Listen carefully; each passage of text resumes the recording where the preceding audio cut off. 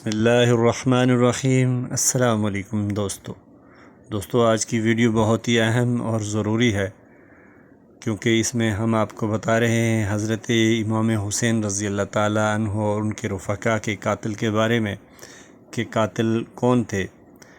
تو ناظرین ویڈیو کو اینڈ تک دیکھیں اور سنیں تاکہ آپ سب پر بھی آشکار ہو سکے کہ اصل حقیقت کیا تھی۔ تو ناظرین چلتے ہیں ویڈیو کی جانب۔ حضرت امام حسین رضی اللہ نے وطن سے دور جس بے نوائی کی حالت میں اپنی جان آفرین کے سپرد کی اور جس عظیم قربانی کا ثبوت دیتے ہوئے اپنے کنبہ کو شہید کروایا، اس کی مثال تاریخ انسانی میں ڈھونڈنے سے نہیں ملے گی۔ دیکھنا یہ ہے کہ اسلام کے اس عظیم فرزند پر یہ مصائب کس جانب سے آئے، کون سے ہاتھ ان کے لیے آگے بڑھے اور کیوں۔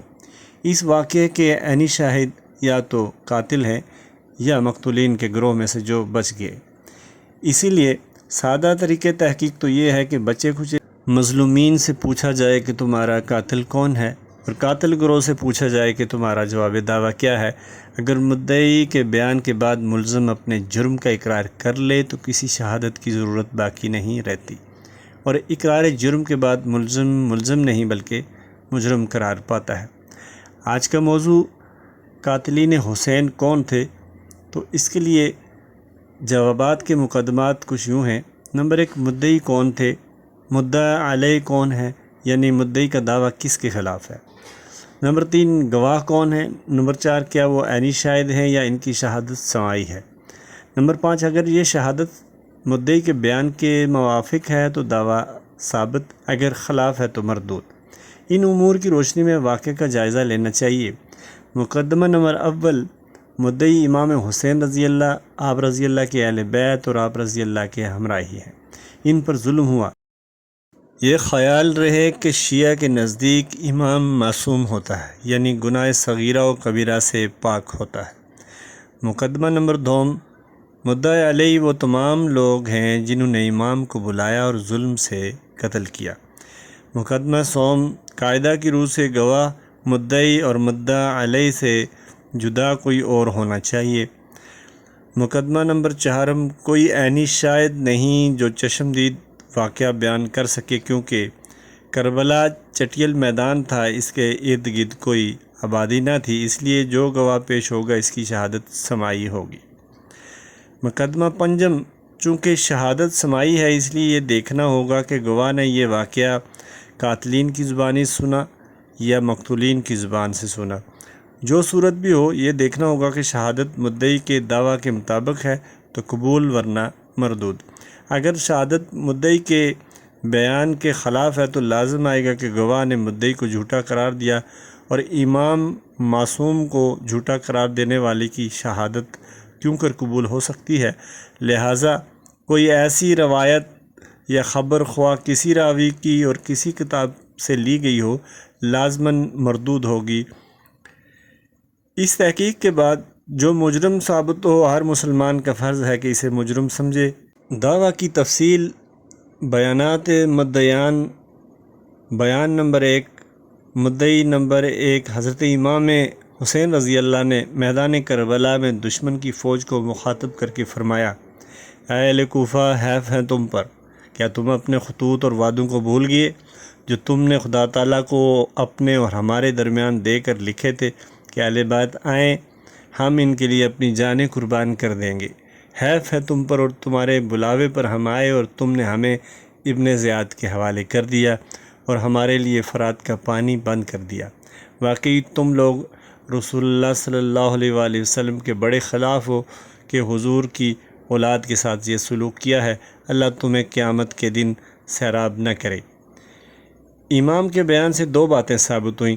نمبر 1، اہل کوفہ نے امام کو خطوط لکھ کر کوفہ بلایا اور عہد کیا کہ امام کی مدد کے لیے مرنے مارنے پر تیار ہوں گے۔ نمبر 2، جنہوں نے خطوط لکھ کر کوفہ بلایا انہوں نے امام پر پانی بند کر دیا اور امام کو قتل کے لیے ابن زیاد کے حوالے کیا۔ اب یہ دیکھنا ہے کہ بلانے والے کون تھے۔ قاضی نور اللہ شوستری نے مجالس المومنین صفحہ 25 مجلس اول میں تصریح کر دی اور بیان کیا ہے کہ اہل کوفہ کے شیعہ ہونے کے لیے کسی دلیل کی حاجت نہیں۔ کوفیوں کا سنی ہونا خلاف اصل ہے جو محتاج دلیل ہے۔ اگرچہ ابو حنیفہ کوفی تھے۔ شیعہ علم شوستری کی شہادت کے مطابق اہل کوفہ کا شیعہ ہونا ازر من الشمس ہے، پھر بھی مزید 2 شہادتیں پیش کی جاتی ہیں۔ نمبر 1، جب مقام زیالہ پر امام حسین کو امام مسلم کی شہادت کی خبر ملی تو امام نے فرمایا کہ شیعہ نے ہمیں ذلیل کیا۔ نمبر 2، جلاء العیون اردو امام نے معرکہ کربلا میں شیعہ کو مخاطب کر کے فرمایا، تم پر اور تمہارے ارادے پر لعنت ہو اے بے وفا، تم نے ہنگامہ اور اضطرار میں ہمیں مدد کے لیے بلایا، جب ہم نے تمہارا کہنا مانا اور تمہاری نصرت اور ہدایت کرنے کے آئے تو اس پر تم نے شمشیر کینہ مجھ پر کھینچی اور میرے اہل و عیال پر۔ اپنے دشمنوں کو تم نے یاوری اور مدد کی اور اپنے دوستوں سے دستبردار ہوئے۔ ان بیانات سے ثابت ہو گیا کہ امام کو شیعوں نے بلایا، انہوں نے پانی بند کیا اور انہوں نے ہی قتل کے لیے ابن زیاد کے حوالے کیا۔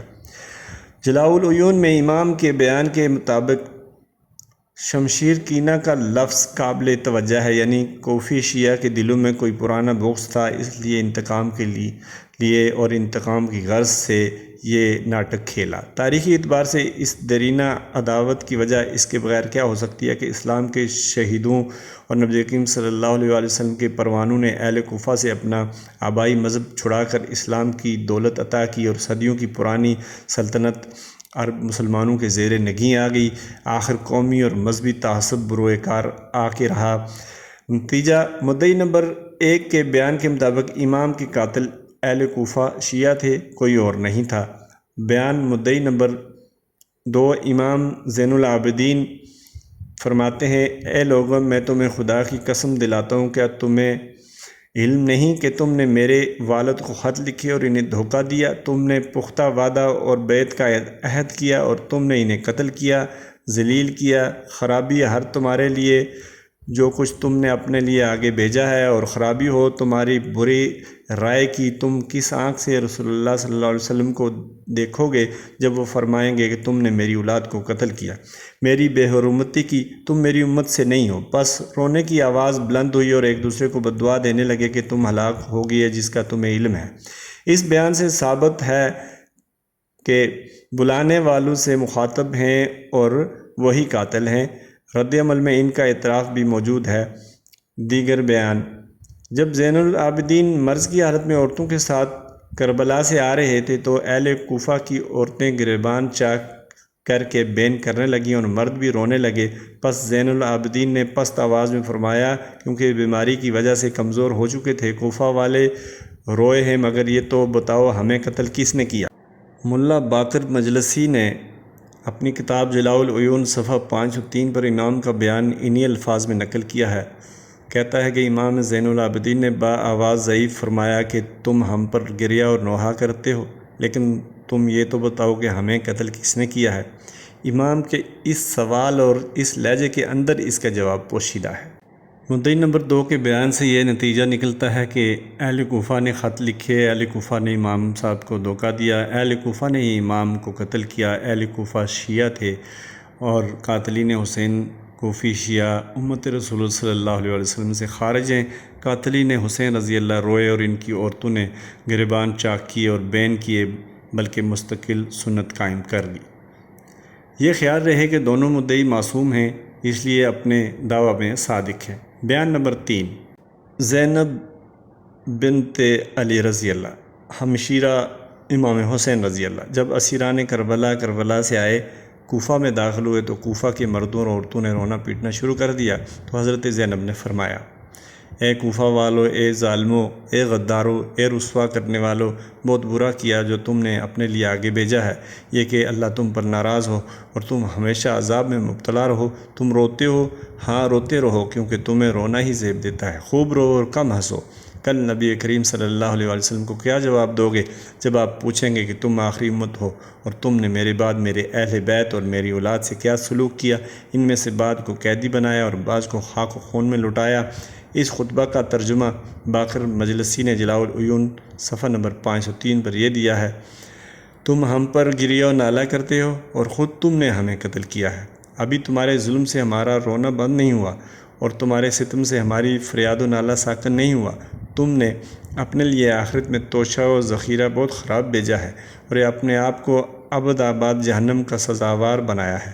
تم ہم پر گریہ و نالہ کرتے ہو حالانکہ تم نے خود ہی ہم کو قتل کیا ہے۔ تمہارے یہ ہاتھ قطع کیے جائیں۔ اے اہل کوفہ، تم پروائے ہو، تم نے جگر گوشہ رسول کو قتل کیا اور پردہ دار اہل بیت کو بے پردہ کیا۔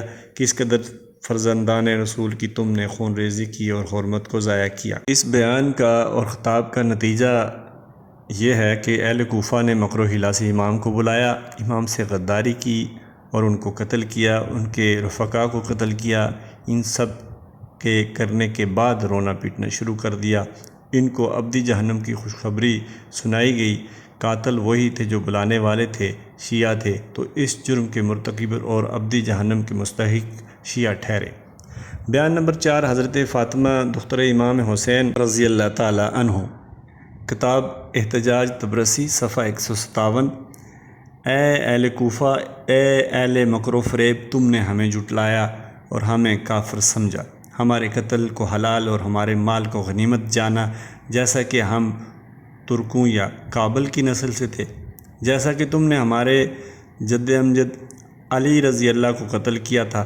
تمہاری تلواروں سے ہمارا خون ٹپک رہا ہے۔ سابقہ کینہ کی وجہ سے تمہاری آنکھیں ٹھنڈی ہوئیں، دل خوش ہوئے، تم نے خدا کے مقابلے میں جرت کی اور مکر کیا اور اللہ اس مکر کو خوب سزا دینے والا ہے۔ دختر امام مظلوم کے بیان کا نتیجہ نمبر 1، کوفہ کے شیعوں نے اہل بیت کو کافر سمجھا اور ان کا خون حلال سمجھا۔ شیعوں کو اہل بیت سے کوئی پرانی دشمنی تھی۔ حضرت علی رضی اللہ کے قاتل شیعہ ہیں۔ اہل بیت کو قتل کر کے یہ لوگ خوش ہوئے، وہ رونا پیٹنا محض ایکٹنگ تھی۔ مدعی نمبر 5، ام کلثوم ہمشیرہ امام حسین۔ جب کوفی عورتوں نے اہل بیت کے بچوں کو صدقہ کی کھجوریں دینا شروع کیں تو مائی صاحبہ نے فرمایا صدقہ ہم پر حرام ہے۔ یہ سن کر کوفی عورتیں رونے پیٹنے لگیں۔ اس پر مائی صاحبہ نے فرمایا اے اہل کوفہ، ہم پر تصدق حرام ہے۔ اے زنان کوفہ، تمہارے مردوں نے ہمارے مردوں کو قتل کیا، ہم اہل بیت کو اسیر کیا، پھر تم کیوں روتی ہو؟ نتیجہ ظاہر ہے، ان 5 مدعیان کے بیانوں میں قدر مشترک یہ ہے۔ نمبر 1، اہل کوفہ نے امام کو خط لکھے، دعوت دی، دعوت دینے والے شیعہ تھے۔ ان بلانے والے شیعہ نے امام کو قتل کیا، اہل بیت کو اسیر کیا، ان کا مال لوٹا۔ قاتلین حسین رضی اللہ کی عورتوں نے گریبان چاک کیے اور بین کیے۔ قاتلین حسین رضی اللہ شیعہ امت رسول صلی اللہ علیہ وسلم سے خارج ہیں۔ ایک اور ہستی کا بیان ملاحظہ ہو جسے مدعی بھی کہہ سکتے ہیں اور گواہ بھی، وہ ہیں امام باقر۔ انہوں نے یہ واقعات لازماً اپنے والد امام زین العابدین سے سنے ہوں گے اور وہ خود بھی بقول شیعہ امام معصوم ہیں۔ جلاء العیون صفحہ 326 میں یہ لکھا ہوا ہے کہ جب امیر المومنین سے بیعت کی تو پھر ان سے بیعت شکستہ کی اور ان پر شمشیر کھینچی، اور امیر المومنین ہمیشہ ان سے بمقام مجادلہ اور محاربہ تھے اور ان سے آزاد و مشقت پاتے تھے، یہاں تک کہ ان کو شہید کیا اور ان کے فرزند امام حسن رضی اللہ سے بیعت کی، اور بعد بیعت کرنے کے ان سے عذر اور مکر کیا اور چاہا کہ ان کو دشمن کو دے دیں۔ اہل عراق سامنے آئے اور خنجر ان کے پہلو پر لگایا اور خیمہ ان کا لوٹ لیا، یہاں تک کہ ان کی کنیز کے پاؤں سے خلال اتار لیے اور ان کو مضطرب اور پریشان کیا، حتیٰ کہ انہوں نے معاویہ سے صلح کر لی اور اہل بیت کے خون کی حفاظت کی، اور ان کے اہل بیت کم تھے۔ پس 1000 مرد عراقی نے امام حسین کی بیعت کی، اور جنہوں نے بیعت کی تھی خود انہوں نے ہی حضرت حسین پر شمشیر چلائی۔ اس بیان سے بات واضح ہو گئی۔ سابقہ کینہ کے شواہد۔ فاطمہ دختر امام حسین رضی اللہ کے بیان میں سابقہ کینہ کے الفاظ ہیں۔ ان کی تاریخی تعبیر یہ ہے۔ نمبر 1، جلاء العیون صفحہ 330 پر بیان ہے کہ عبد الرحمن ابن ملجم نے حضرت علی کی بیعت کی تھی اور بیعت کر کے جناب امیر کو شہید کیا۔ کہا جاتا ہے کہ یہ خارجی تھا، مگر تاریخ سے اس بات کا نشان تک نہیں ملتا کہ خارجیوں نے کبھی حضرت علی رضی اللہ کے ہاتھ پر بیعت کی ہو۔ وہ تو کھلم کھلا مخالف تھے اور تقیہ بھی نہیں کرتے تھے۔ جب ابن ملجم نے جناب امیر کی بیعت کی تھی تو شیعان علی میں شامل ہو گیا، یعنی حضرت علی کا قاتل بھی شیعہ تھا۔ نمبر 2، احتجاج طبرسی طبی ایران صفحہ 150 امام حسن کا بیان۔ خدا کی قسم میں معاویہ رضی اللہ کو ان اپنے شیعوں سے اچھا سمجھتا ہوں اور میرے شیعہ ہونے کا دعویٰ کرتے ہیں، اور انہوں نے مجھے قتل کرنا چاہا اور میرا مال لوٹ لیا۔ ان اقتباسات سے ظاہر ہے کہ شیعوں نے حضرت علی کو قتل کیا، امام حسن کو قتل کرنا چاہا اور ان کا مال لوٹا، اور امام حسین کو قتل کر کے دم لیا۔ غالباً اسی بنا پر حضرت علی نے اپنے 10 شیعہ دے کر امیر معاویہ سے ایک آدمی لینے کی آرزو کی تھی۔ گویا امیر معاویہ رضی اللہ کے ساتھی ایمان اور وفاداری میں اتنے قابل اعتماد تھے کہ حضرت علی رضی اللہ ان کا ایک آدمی لے کر اس کے بدلے 10 شیعہ دینے کو تیار تھے۔ قرآن مجید میں 1 اور 10 کی نسبت کا ذکر ہے۔ اے مسلمانوں، تمہارے 20 صابر آدمی کفار کے 200 پر غالب آ سکتے ہیں۔ ممکن ہے حضرت علی رضی اللہ نے بھی تقابل میں اسی کی رعایت ملحوظ رکھی ہو۔ امام حسین رضی اللہ اور امام حسن رضی اللہ کو امیر معاویہ پر اعتماد تھا اور انہوں نے ان دونوں کی حفاظت بھی کی تھی۔ دونوں حضرات نے امیر معاویہ کی بیعت بھی کر لی اور ان سے وظیفہ بھی لیتے رہے۔ اس کے برعکس شیعہ نے ایک بھائی کو قتل کرنا چاہا اور دوسرے کو قتل کر دیا۔ اب مدعا علیہ کے جواب دعویٰ کو دیکھنا ہے۔ اگر اس میں اقرار جرم موجود ہے تو شہادت کی ضرورت نہیں، اور اگر انکار کرے تو پھر گواہ ضروری ہے۔ مجالس المومنین میں قاضی نور اللہ شوستری بیان فرماتے ہیں کہ اب ہم اپنی بدعمالیوں پر نادم ہیں، چاہتے ہیں توبہ کریں، شاید اللہ تعالی ہم پر رحم فرما کر ہماری توبہ قبول کر لے۔ اور اس جماعت سے جتنے لوگ ابن زیاد کی فوج میں امام کو قتل کرنے کربلا میں گئے تھے، سب عذر کرنے لگے۔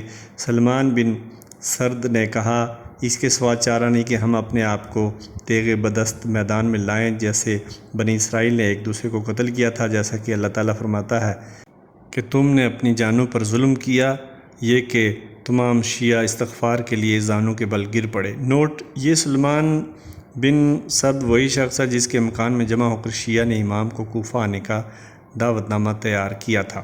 مدعا علیہ نے اقرار جرم کر لیا اور توبہ بھی کر لی، مگر فائدہ کی مرنے کے بعد اس نے جفا سے توبہ، ہائے اس روز پشیماں کا پشیماں ہونا۔ مدعا علیہ نے اقرار جرم کر لیا اور ثابت ہو گیا کہ امام حسین رضی اللہ کے قاتل کوفی شیعہ ہیں، جنہوں نے امام کو گھر بلا کر بے دردی سے قتل کیا، مگر احتیاطاً مزید اور چھان بین بھی کر لینی چاہیے، ممکن ہے کہ اس میں کسی اور کا بھی ہاتھ ہو۔ تو کتاب خلاصۃ المصائب صفحہ 201 میں امام حسین رضی اللہ کے قاتلوں میں کوئی ایک بھی شامی یا حجازی نہیں تھا، بلکہ سب کے سب کوفی تھے۔ ظاہر ہے وہ اہل کوفہ وہی تھے جو شیعہ تھے اور امام کو کوفہ آنے کی دعوت دی تھی جنہوں نے، مگر حیرت ہے کہ اماموں کو قتل کرنے والوں کے متعلق شیعہ کے ہاں ایک عجیب فتویٰ ہے۔ جلاء العیون صفحہ 413 حدیث کثیرہ میں ائمہ اطہار علیہ السلام سے منقول ہے کہ پیغمبروں اور ان کے اوصیاء کو اور ان کی ذریت کو قتل نہیں کرتا، مگر ولد الزنا، اور ان کے قتل کا ارادہ نہیں کرتا، مگر فرزند زنا قامت اللہ علیہم اجمعین علی یوم الدین۔ مدعیان نے ان کوفی شیعوں کو جہنم کی بشارت تو دے دی تھی، اب ائمہ اطہار کے اس فتویٰ سے ان کی دنیاوی حیثیت بھی متعین ہو گئی۔ ممکن ہے کوفہ کے شیعوں کو یہ فتویٰ نہ پہنچا ہو، مگر علم نہ ہونے سے حکم تو نہیں بدل جاتا۔ آخر یہ ائمہ اطہار کا فتویٰ ہے، کسی عام آدمی کا نہیں۔ ایک امر غور طلب باقی رہ گیا کہ چلو امام کے قاتل اہل کوفہ شیعہ ثابت ہو گئے، مگر یزید کا حصہ اس میں ضرور ہوگا کیونکہ وہ حاکم وقت تھا۔ مدعی علم سے ہی اس کے بارے میں پوچھتے ہیں، شاید وہ اسے بھی اپنے ساتھ شامل کریں۔ احتجاج طبرسی صفحہ 126 امام زین العابدین نے یزید سے سوال کیا، میں نے سنا ہے تو میرے والد کو قتل کرنے کا ارادہ رکھتا تھا۔ یزید نے جواب دیا، یزید نے کہا، اللہ ابن زیاد پر لعنت کرے، بخدا میں نے اسے تیرے والد کو قتل کرنے کا حکم نہیں دیا تھا، اگر میں خود معرکہ کربلا میں ہوتا تو انہیں ہرگز قتل نہ کرتا۔ مدعی علیہ نے یزید کی صفائی پیش کر دی، مگر صرف اس کا بیان کافی نہیں، حالات کا جائزہ لینا چاہیے۔ خلاصۃ المصائب صفحہ 304 جب شمر نے امام کا سر یزید کے سامنے پیش کیا اور انعام کا مطالبہ کیا تو یزید نے غضبناک ہو کر شمر کی طرف دیکھا اور کہا، اللہ تیری رکاب کو آگ سے بھر دے، تیرے لیے ہلاکت ہو۔ جب تجھے یہ علم تھا کہ یہ ساری مخلوق سے افضل ہیں تو تو نے انہیں کیوں قتل کیا؟ دور ہو جا میری آنکھوں سے، تیرے لیے کوئی انعام نہیں۔ اور جلاء العیون صفحہ 529 پر ہے کہ انعام کے طالب کو قتل کر دیا گیا۔ اگر یزید نے قتل کا حکم دیا تھا تو شمر کہہ دیتا کہ آپ نے حکم دیا تھا، میں نے تعمیل کی، اور یہ بات روایت میں مذکور ہوتی، مگر ان میں سے کوئی بھی صورت موجود نہیں۔ ان روایات سے ظاہر ہے کہ مجرموں نے یزید کو بری قرار دیا ہے۔ غالباً اسی بنا پر امام زین العابدین کو تسلی ہو گئی اور یقین آ گیا امام حسین رضی اللہ کے قتل پر یزید کا ہاتھ نہیں، اس لیے انہوں نے یزید کی بیعت کر لی، بلکہ یہاں تک کہہ دیا کہ اے یزید میں تمہارا غلام ہوں، چاہے مجھے رکھ لے چاہے فروخت کر دے۔ یہ حقیقت واضح ہو گئی کہ قاتلین حسین رضی اللہ کوفہ کے شیعہ تھے، جیسا کہ مدعیان کا دعویٰ ہے، اور مدعی علیہ نے اقرار جرم کر لیا۔ البتہ ایک مسئلہ حل طلب ہے۔ اصول کافی طبع نول قصور صفحہ 158 پر ایک اصول بیان ہوا ہے، شیعوں کی کتاب ہے، اس میں یہ لکھتے ہیں کہ تحقیق ائمہ کرام کو اپنی موت کے وقت کا علم ہوتا ہے اور وہ اپنے اختیار سے مرتے ہیں۔ اس اصول کے پیش نظر چند سوالات پیدا ہوتے ہیں۔ اگر امام حسین رضی اللہ کو علم تھا کہ اہل کوفہ غدار ہیں، مجھے بلا کر قتل کریں گے، کیونکہ امام کو پہلے ہی پتہ ہوتا ہے، پھر حضرت امام حسین کوفہ کیوں گئے؟ اگر یہ کہا جائے کہ ان کی اصلاح کے لیے گئے تھے تو خود جاتے، اہل بیت کو ساتھ لے کر کیوں گئے؟ اپنی شہادت اور اہل بیت کے ساتھ پیش آنے والے واقعات کا علم ہونے کے باوجود یہ اقدام کیوں کیا؟ نمبر 2، امام نے جب اپنے اختیار سے موت قبول کی اور اسے پسند کیا تو سالہ سال سے ان کی موت پر رونا پیٹنا کس وجہ سے؟ اگر محبت ہے تو محبت کا تقاضا ہے کہ اپنے پسند محبوب کی پسند کے تحت ہو، اور اگر امام کی پسند کے خلاف احتجاج ہے تو یہ بھی غیر معقول ہے۔ البتہ اپنے فعل پر ندامت ہے کہ امام کو قتل کیوں کیا، تو یہ بات معقول نظر آتی ہے۔ نمبر 3، بقول شیعہ حضرت رضی اللہ نے تقیہ کیا، اصحاب ثلاثہ کی بیعت کر کے تقیہ کرنے کا ثواب بھی حاصل کیا، بلکہ 9 حصہ دین بچا لیا اور اپنی جان بھی بچا لی۔ امام حسین نے تقیہ کیوں نہ کیا؟ اپنے والد کی سنت کی پیروی بھی ہو جاتی، تقیہ کا ثواب بھی مل جاتا، جان بھی بچ جاتی، اور اہل بیت بھی مصائب سے بچ جاتے۔ تقیہ کے فضائل کی بحثیت طویل بحث ہے، البتہ چند ایک باتیں بیان کرنا مناسب معلوم ہوتی ہیں۔ نمبر 1، کتاب اصول کافی باب التقیہ صفحہ 482، امام جعفر فرماتے ہیں، اے ابو عمر، 9/10 حصہ دین تقیہ کرنے میں ہے، جو تقیہ نہیں کرتا وہ بے دین ہے۔ نمبر 2، تفسیر امام حسن عسکری طبع ایران صفحہ 129، رسول اللہ صلی اللہ علیہ وسلم نے فرمایا، تارک تقیہ مومن کی مثال ایسی ہے جیسے بدن بغیر سر کے۔ ظاہر ہے کہ جس طرح سر کے بغیر بدن بیکار ہے، اسی طرح تقیہ کے بغیر ایمان کسی کام کا نہیں۔ امام زین العابدین نے فرمایا، اللہ تعالیٰ مومن کے تمام گناہ بخش دے گا اور دنیا سے پاک کر کے نکالے گا، مگر 2 گناہ نہیں بخشے گا۔ اول تقیہ کا ترک کرنا، دوم بھائیوں کے حقوق ضائع کرنا۔ منقل ذنب سے ظاہر ہے کہ شرک اور ائمہ کو قتل کرنا بھی قابل معافی گناہ ہے۔ ہاں، تارک تقیہ کے لیے نجات نہیں، گویا اہل کوفہ امام کو قتل کرنے سے بھی گناہوں سے پاک ہو کر دنیا سے رخصت ہوئے، اور امام نے جان دے کر بھی کچھ نہ پایا، کیونکہ ترک تقیہ کا ناقابل معافی گناہ ان کی گردن پر ہے۔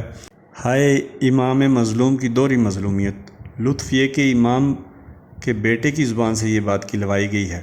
اسی وجہ سے عبدالجبار معتزلی نے اپنی کتاب مغنی میں شیعہ سے ایک سوال کیا ہے کہ شیعہ کا عقیدہ ہے تقیہ ہر ضرورت کے وقت جائز ہے، اور خوف و جان ہو تو تقیہ فرض ہے، ایسی حالت میں جو تقیہ نہ کرے مارا جائے، وہ ملعون موت مرا، اس نے خدا کے حکم کی خلاف ورزی کی۔ مگر کربلا میں امام حسین نے اپنی جان ہی نہیں دی، اہل بیت کو شہید کروایا، ان پر مصائب آئے، تو اس کی اصل وجہ امام حسین کا تقیہ نہ کرنا ہے۔ اگر وہ تقیہ کر کے یزید کی بیعت کر لیتے تو خدا کی نافرمانی بھی نہ ہوتی اور جان بھی بچ جاتی۔ حالانکہ امام حسن رضی اللہ نے تقیہ کر کے امام معاویہ رضی اللہ کی بیعت کر لی، حضرت علی رضی اللہ نے تقیہ کر کے خلفائے ثالثہ کی بیعت کر لی۔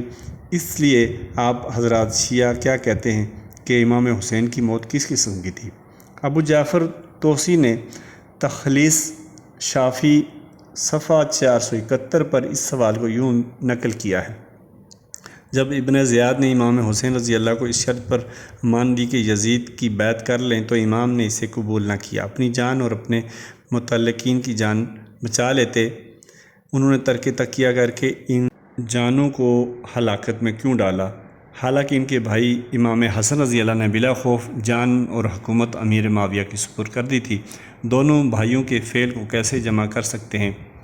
شریف مرتضیٰ اور ابو جعفر طوسی کی طرف سے جواب دیا گیا: جب امام نے دیکھا کہ مدینہ کو لوٹنے کا کوئی راستہ نہیں، نہ کوفہ میں داخل ہونے کی کوئی صورت ہے، تو شام کو روانہ ہوئے کہ یزید کے پاس جائیں، شاید اس مصیبت سے نجات ملے جو ابن زیاد اور اس کے ساتھیوں سے ہو رہی ہے۔ آپ روانہ ہوئے تو عمر و سعد لشکر عظیم لے کر سامنے آ گیا، جیسا کہ ذکر ہو چکا ہے۔ اس لیے یہ کیسے کہا جا سکتا ہے کہ امام نے اپنے اور اپنے ساتھیوں کی جان ہلاکت میں ڈالی؟ کیونکہ یہ روایت موجود ہے کہ امام نے ابن سعد سے فرمایا: تین میں سے ایک صورت اختیار کر لو، تو مجھے واپس مدینہ جانے دو یا یزید کے پاس جانے دو۔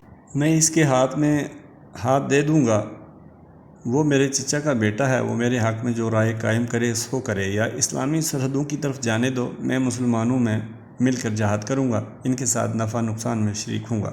اس بیان سے معلوم ہوتا ہے کہ امام حسین یزید سے بیعت کرنے پر راضی تھے، مگر فوج نے اس پیشکش کو ٹھکرایا۔ معلوم ہوتا ہے ابن زیاد وغیرہ ذمہ دار لوگ امام کو گرفتار کرنا چاہتے تھے تاکہ انعام کے حقدار ہو سکیں۔ دوسری وجہ یہ معلوم ہوتی ہے کہ شیعان کوفہ کی فوج میں بھی تکیہ کر کے امام کے خلاف جنگ لڑی، گویا دو تکیوں میں تصادم ہو گیا۔ فرق اتنا ہے کہ امام تکیہ کرنے پر آمادہ ہو گئے اور فوج عملاً تکیہ کر رہی تھی۔ تلخیص شافی صفحہ 471 پر اس حقیقت کی نشاندہی کی گئی ہے: امام کے مقابل دو فوجیں جمع ہوئیں، ان کے دلوں میں امام کی محبت اور اس کی نصرت کی آرزو تھی، ظاہراً وہ دشمن کے ساتھ تھے۔ شریف مرتضیٰ طوسی نے عبدالجبار معتزلی کا جواب تو دے دیا، مگر ایک اور پیچ پڑ گیا۔ مختصر بصائر الدرجات صفحہ 7: جو امام آنے والی مصیبت کا علم نہیں رکھتا اور یہ نہیں جانتا کہ اس کا انجام کیا ہوگا، وہ امام ہی نہیں، نہ مخلوق پر خدا کی حجت ہے۔ یعنی امام کو آنے والے مصائب کا علم ہوتا ہے، انہوں نے اپنے اختیار اور پسند سے موت قبول کی۔ جب اس کا علم تھا تو کربلا گئے کیوں؟ عبدالجبار کا اعتراض کہ انہوں نے اپنے آپ کو ہلاکت میں کیوں ڈالا، بدستور قائم ہے، کیونکہ تقیہ کا فائدہ تو جب ہوتا کہ کربلا روانہ ہونے سے پہلے کرتے۔ اس موقع پر تقیہ کے ارادہ کا اظہار بے موقع اور بناوٹ معلوم ہوتی ہے۔ شیعہ حضرات کبھی یہ بھی جواب دیتے ہیں کہ یہ روایت مناظرہ کی کتابوں میں ہے، حدیث کی کتابوں میں نہیں ہے، لہذا حجت نہیں۔ بات درست تھی، مگر ان کے بڑوں کو کیوں نہ سوجی؟ سید شریف مرتضیٰ نے شافی میں اور ابو جعفر طوسی نے تلخیص میں اس روایت کو کیوں جگہ دی؟ جب تحریف قرآن کا مسئلہ چلے تو طوسی کے دامن میں پناہ لیتے ہیں، یہاں طوسی کیوں ناقابل اعتماد قرار پایا؟ معلوم ہوا کہ امام حسین رضی اللہ کے دامن سے ترک تقیہ کا داغ دھویا نہیں جا سکتا، اور سوال کا یہ حصہ بدستور قائم ہے کہ بتاؤ تمہارے اصول کے مطابق امام حسین رضی اللہ کی موت کس قسم کی تھی؟ آئمہ کی موت اپنے اختیار میں ہونے کا اصول تقاضا کرتا ہے کہ امام حسین رضی اللہ نے یہ موت اپنے اختیار سے پسند کی۔ محبان حسین بھی محبوب کی پسند کو محبوب رکھیں اور ان کی یاد میں اپنی جان دے دیں، رونا پیٹنا جواں مردی نہیں۔ اس موقع پر ایک دو باتیں اور ضمناً بیان کرنا مناسب معلوم ہوتا ہے۔ شیعہ کہتے ہیں امام ما رفقا پیاس سے مرے، مگر جلاء العیون صفحہ 454 میں لکھا ہے: جب پانی نہ ملا تو امام نے خیمہ کے پیچھے بیلچہ مارا، شیریں پانی کا چشمہ پھوٹ پڑا، امام خوب سیر ہو کر پانی پیے اور رفقا کو بھی پلایا۔ نمبر 2، شیعہ کہتے ہیں کہ امام کی نعش کو گھوڑوں کے نیچے روندا گیا، مگر اصول کافی اور جلاء العیون صفحہ 503 پر لکھا ہے کہ امام کی نعش پر ایک شیر آ کے بیٹھ گیا اور کسی نے آگے جانے کی جرات نہیں کی، اس نے کسی کو نعش کے قریب نہ جانے دیا۔ ان متضاد باتوں میں سچائی کی تلاش کیجیے۔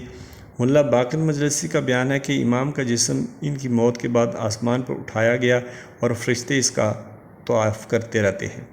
جسم تو آسمان پر گیا، زمین پر کس کو روندا گیا؟ کربلا میں روزہ کس کا بنایا گیا؟ روزہ میں دفن کون ہے؟ کربلا میں جا کر زیارت کس کی ہوتی ہے؟ اگر میت کے بغیر کربلا میں روزہ بنایا جا سکتا ہے تو ہر جگہ روزہ بنا لینے میں کیا قباحت ہے؟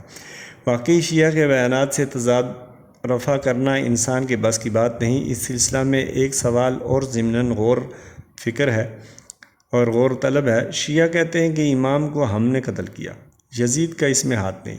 پھر حیرت ہوتی ہے کہ امام جب شیعہ تھے تو شیعوں نے قتل کیوں کیا؟ معلوم ہوتا ہے معاملہ برعکس ہے۔ امام اہل سنت تھے، ان کا مذہب وہی تھا جو باقی عرب کا تھا۔ اسی وجہ سے کوفہ کے شیعوں نے دھوکہ دے کر امام کو بلایا اور قتل کیا۔ امام کو معلوم تھا کہ وہ شیعہ ہیں مگر ان کی اصلاح کی خاطر چلے گئے۔ ائمہ سے شیعوں کی پرانی دشمنی کا ذکر تفصیل سے ہو چکا ہے۔ ائمہ کے علم کی وسعت کا جو عقیدہ شیعہ کے ہاں مسلم ہے کہ ما کان و ما یکون کا علم امام کو ہوتا ہے، اس کے پیش نظر یہ سوچنا پڑتا ہے کہ حضرت علی رضی اللہ کو علم تھا کہ امام حسن نے معاویہ رضی اللہ کے حق میں حکومت سے دستبردار ہونا ہے، امیر معاویہ نے یزید کو حکومت دینی ہے اور یزید کی فوج نے امام حسین کو قتل کرنا ہے، تو اصل مجرم کون ہوا، حضرت علی رضی اللہ یا امام حسن یا یزید؟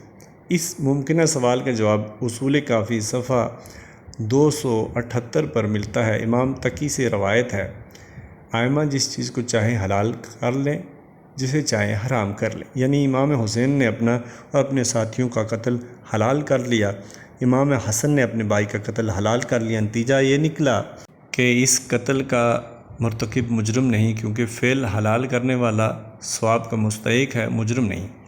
اس سلسلے میں ایک اور بات کہی جاتی ہے کہ صحابہ رضی اللہ نے کئی بار رسول اللہ صلی اللہ علیہ وسلم کو کفار کے نرغے میں چھوڑا اور بھاگ گئے، پھر بھی اہل سنت انہیں کامل ایمان سمجھتے ہیں۔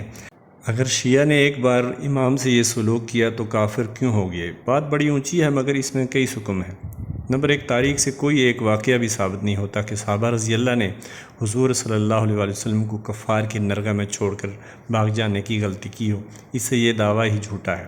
صحابہ رضی اللہ کو کامل ایمان تو خدا کہتا ہے، اس لیے خدا اور رسول جو بات کہہ دیں تو اس کو قابل اعتماد سمجھنا ہی ایمان ہے۔ اگر جو نہ سمجھے تو وہ پھر ایمان سے خارج ہے، وہ پھر جو کہتا اور کرتا پھرے۔ نمبر تین، اہل سنت کو کوئی حق نہیں کہ کسی کو کافر کہیں، بلکہ وہ تو روٹنے والوں کو منانے کی کوشش کرتے ہیں۔ مگر اس کا کیا علاج کہ امام حسین رضی اللہ فرما گئے، امام زین العابدین کہہ گئے، زینب بنت علی رضی اللہ کہتی ہیں، امام باقر کہہ گئے کہ جنہوں نے بیعت کی تھی خود انہوں نے ہی حضرت امام حسین رضی اللہ اور ان کے رفقا کو شہید کیا۔ صحابہ اکرام پر بہتان ہے کہ حضور کو کفار کے نرغے میں چھوڑ کر بھاگ جایا کرتے تھے، مگر یہاں تو بات دور تک پہنچی ہے۔ امام کو دھوکہ دیا، گھر بلایا، امام کے ساتھ ہو کر یزید کے خلاف لڑنے کا عہد کیا۔ امام آئے تو آنکھیں بدل لیں، یزید کی فوج میں شامل ہو گئے، پانی بند کیا، امام کو نہایت بے دردی سے شہید کیا، اہل بیت کو رسوا کیا، ان کا مال لوٹا۔ اس لیے کہاں وہ بہتان اور کہاں یہ تلخ حقیقت۔ اور لطف یہ کہ اتنا کچھ کر چکنے کے بعد محبان اہل بیت بن کر سینہ کوپی کرتے ہیں اور جلوس نکالتے ہیں، حالانکہ جلاء العیون صفحہ 519 اور صفحہ 527 پر موجود ہے کہ رونا پیٹنا یزید کے گھر سے شروع ہوا۔ اس لیے اگر یزید کی سنت سمجھ کر کیا جاتا ہے تو درست ہے، ورنہ ظاہر ہے کہ جو غم بھرنے والے کے پسماندگان کو ہوتا ہے وہ کسی دوسرے کو نہیں ہو سکتا۔ اور اس بات کا کوئی ثبوت نہیں ملتا کہ اہل بیت پسماندگان جو رہ گئے تھے وہ اس طرح تعزیہ اور دل اور علم اور پنجہ وغیرہ کے جلوس نکال کر اور اجتماعی طور پر سینہ کوپی کر کے اظہار غم کیا کرتے تھے۔ اگر یہ عبادت ہے تو ظاہر ہے کہ ائمہ اور اہل بیت سے بڑھ کر عبادت گزار یہ ماتمی تو نہیں ہو سکتے، ان سے یہ عبادت کیوں چھوٹ گئی؟ ساری بحث کا حاصل یہ ہے کہ امام حسین رضی اللہ میں مدعی ائمہ معصومین اور اہل بیت ہیں، ان کا دعویٰ یہ ہے کہ ہمیں شیعوں نے قتل کیا۔ قاتلین کوفی شیعہ اقرار جرم کرتے ہیں، گواہ امام باقر ہیں، اور اس کے خلاف کوئی شخص دعویٰ کرے تو ائمہ اور اہل بیت کا دعویٰ پیش کرے، مدعی علیہ کا اقرار جرم پیش کرے، امام جعفر یا امام باقر کی شہادت پیش کرے، اس کے بغیر بدعت کی بات کوئی وزن نہیں رکھتی۔ ناظرین اکرام، یہ بات ثابت ہو چکی ہے کہ حضرت امام حسین رضی اللہ تعالیٰ کے قاتلین کون ہیں، یہ ثابت ہو چکا ہے۔ معصوم مدعیوں کے بیانات سے یہ واضح ہے کہ امام کو کوفہ بلانے والے امام کے آنے کے بعد ان کی مخالفت کرنے والے، امام پر پانی بند کرنے والے، ان کو بے دردی سے گرم ریت پر لٹا کر ذبح کرنے والے، خاندان نبوت کے خیموں کو لوٹنے والے، مال غنیمت آپس میں تقسیم کرنے والے، اور اس کے بعد روب پیٹ کر تمانچہ زنی اور خاک ربائی کر کے ڈرامائی انداز میں اظہار غم کرنے والے سب شیعہ تھے۔ ان مدعیان کے بیان کے بعد مدعی علیہم کا اقرار جرم پیش کر دیا گیا، جو نور اللہ شوستری شہید ثالث کی معتبر کتاب مجالس المومنین جلد دوم مجلس 8 میں موجود ہے۔ سب سے بڑی بات یہ ہے کہ ائمہ معصومین جب صاف اقرار کرتے ہیں کہ ہمارے قاتل شیعہ ہیں اور ملزم خود اقراری ہیں، تو کوئی تیسرا شخص اس مسلمہ حقیقت کو کیوں کر جھٹلا سکتا ہے؟ ناظرین اکرام، یہ تھی آج کی ویڈیو۔ ہم نے اس ویڈیو میں آج اس حقیقت سے پردہ اٹھایا کہ حضرت امام حسین رضی اللہ تعالیٰ اور ان کے رفقاء کو بلا کر کربلا میں شہید کس نے کیا۔ ناظرین اکرام، اللہ تعالیٰ ہم سب کو اہل بیت کے نقش قدم پر چل کر دنیا آخرت کی کامیابی کے لیے اعمال کرنے کی توفیق عنایت فرمائے۔ اللہ تعالیٰ ہم سب کا حامی و ناصر ہو۔ اگلی ویڈیو تک کے لیے اجازت دیجیے۔ اللہ نگہبان۔